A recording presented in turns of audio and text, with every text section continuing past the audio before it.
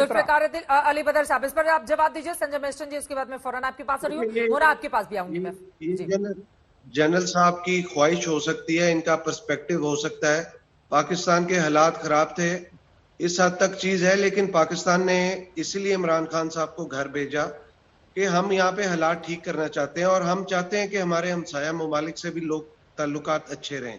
लेकिन ये जो बातें ये कर रहे हैं, ये इनकी ख्वाहिशात हैं और अपना पर्सपेक्टिव है, लेकिन ग्राउंड रियलिटी यहाँ पे फर्क है। अगर किसी इंडिविजुअल की ख्वाहिश के मुताबिक यहाँ पे चीजें होने लगे तो पाकिस्तान तो एक दिन भी आगे ना बढ़े।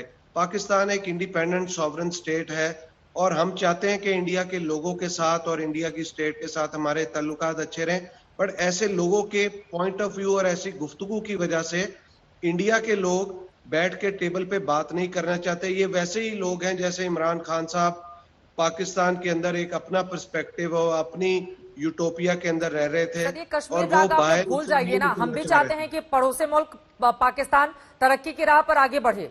अटल बिहारी वाजपेयी पाकिस्तान के संदर्भ में कहकर गए थे कि दोस्त हम चुन सकते हैं लेकिन पड़ोसी चुन नहीं सकते। इस वजह से पड़ोसी से अच्छे ताल्लुकात रखना हमारा मजबूरी होती है और यकीनन हमें रखनी चाहिए, अच्छे ताल्लुकात होनी चाहिए। लेकिन बार बार अगर आप हिंदुस्तान के अंदरूनी मामलात में आप कश्मीर का राग अलापेंगे तो फिर आपके साथ ताल्लुकात कौन रखेगा? बार बार दूसरों के घर में नहीं झांकते हैं, अपने घर की स्थिति को ठीक करते हैं।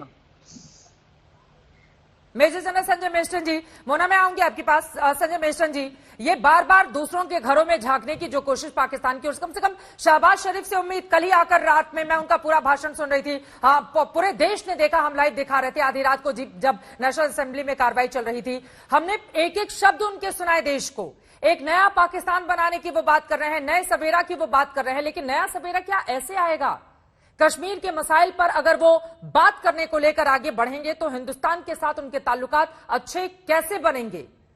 इस बात को कैसे उनको समझाया जाए कि कश्मीर मामला भारत का अंदरूनी मामला है और उस पर आपको चुप्पी साधनी चाहिए, बजाय इसके कि बार बार उस राग को लेकर आप अलापते रहें। चित्रा, जय हिंद। जहां तक कश्मीर का सवाल है, मेरे विचार बहुत क्लियर हैं।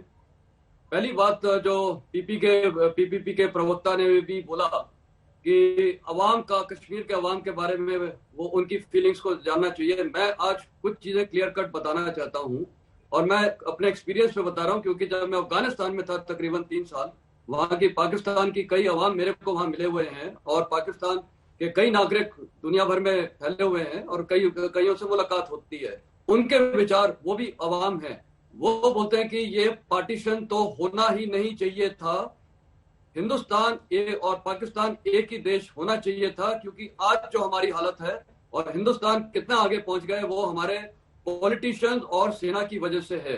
तो मैं अभी अवाम की बात कर रहा हूं, पाकिस्तान की अवाम की।